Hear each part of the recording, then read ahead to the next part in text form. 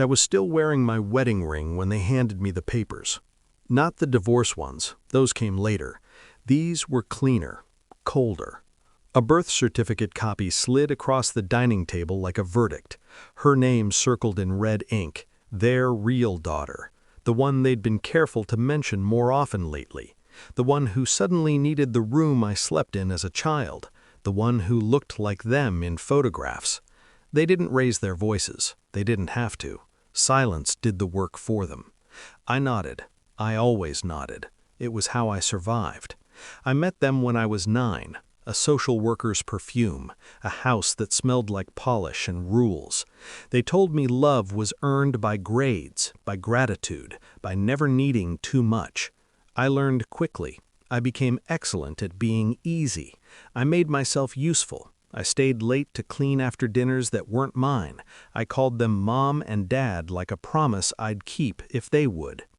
Years passed, the house filled with photos. I was always at the edge of the frame, smiling, proof I belonged. Until she came back. She arrived with a suitcase and a laugh too loud for the hallway. Blood called to blood. They rearranged the furniture. They rearranged the future. I watched it happen the way you watch weather turn, slow, inevitable, nothing you can stop by wishing. I noticed the first crack when my birthday disappeared from the calendar. Then my college fund became a misunderstanding. Then my mail started opening itself. Small things, domestic things, things you could explain away if you wanted to stay. I wanted to stay.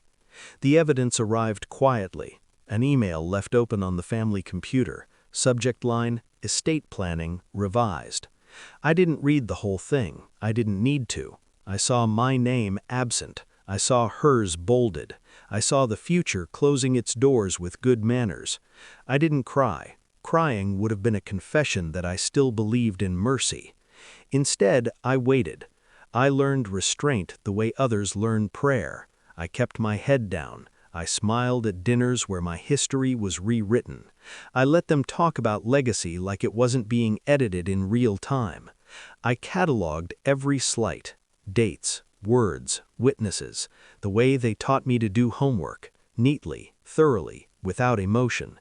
The letter arrived on a Tuesday. Cream paper, my grandfather's handwriting, precise, stubborn, alive even from the grave. He'd been quiet my whole life, observant. He watched who showed up and who performed.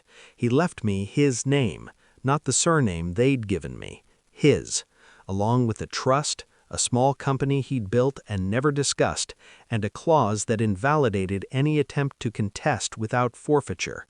He'd seen this coming. He'd planned for it. He apologized once, in ink, for waiting until he was gone to tell the truth. I didn't feel rescued. I felt calibrated. I changed my name the next morning. I didn't tell them. I let the mail do it. The plan unfolded without theatrics. I hired a lawyer who spoke softly and wrote hard letters. I transferred assets. I updated records. I closed accounts they had access to and opened new ones they couldn't touch. I donated to causes they bragged about supporting in my grandfather's name before they could claim the credit. Then I waited again. The confrontation happened in the same dining room, same polished table, different balance of power. They smiled when I walked in. Habit. I placed the folder down, not a slam, a placement. I didn't accuse, I presented. The will, the trust, the clause, the name change, the timeline. I watched understanding arrive on their faces like dawn they didn't order. Her hand reached for Dad's. Mom's smile froze into a mask she couldn't remove in time. "You're not entitled to this," she said. I nodded. Old reflex. Then I stopped. "I know," I said. "That's why it's mine." Silence again, but this one was different. This one listened. They tried later. Calls, tears, a narrative where I was ungrateful, confused, manipulated by a dead man. I let the messages pile up like evidence. I didn't respond. I didn't need to. The law had already answered for me. I didn't take their house. I didn't humiliate them publicly. I did something worse. I left. I withdrew my labor, my patience, my presence. I became a story they couldn't control because I refused to be in it. Now, when I think of family, I think of my grandfather's hand steadying the page. I think of the way power feels when it's quiet and final. I think of how many years I spent auditioning for love that was never casting me. They proved who their real daughter was. They were right. I just wasn't the one they deserved. I didn't lose a family. I shed a lie. And for the first time, the silence is mine.